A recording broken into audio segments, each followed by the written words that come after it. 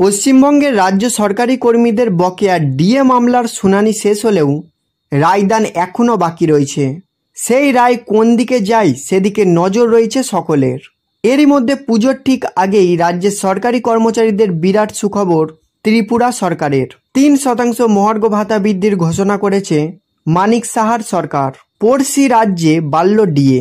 শিক্ষক দিবসের অনুষ্ঠানে ত্রিপুরার মুখ্যমন্ত্রী মানিক সাহা সরকারি কর্মীদের উদ্দেশ্যে বার্তা দিয়ে তিনি বলেছিলেন, মুখ্যমন্ত্রী হিসেবে আমার কার্যকালের 29 মাসে আমি সরকারি কর্মচারীদের 29% ডিএ দিয়েছি। আমরা রাজ্য সরকারি কর্মচারী এবং কেন্দ্রীয় সরকারি কর্মচারীদের ডিএর মধ্যে যে ফারাক রয়েছে তা কমিয়ে ফেলার চেষ্টা করছি। এবার সেই মতো রাজ্যের সকল কর্মচারীর ডিএ বৃদ্ধি করা হলো। 3% ডিএ এবং বৃদ্ধির প্রভাব আগামী 1 অক্টোবর থেকে কার্যকর হবে। সরকারের এই সিদ্ধান্তে প্রায় 1 লক্ষ কর্মচারী এবং 84,000 পেনশনভোগীর জন্য সুখবর এলো।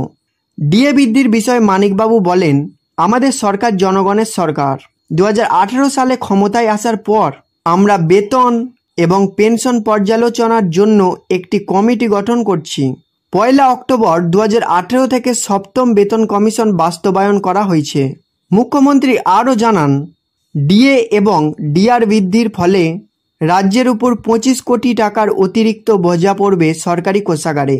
বর্তমানে ত্রিপুরার রাজ্য সরকারি কর্মচারীরা 33% হারে মহার্ঘ ভাতা পাচ্ছেন। এবার 3% বাড়ায় তা পৌঁছালো 36%। এদিকে কেন্দ্রীয় সরকারি কর্মচারীদের প্রাপ্ত ডিএর পরিমাণ 55%।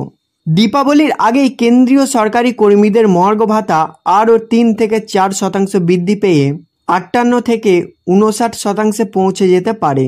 বর্তমানে কেন্দ্রীয় এবং রাজ্য কর্মীদের মধ্যে ডিএর 19% পার্থক্য রইল।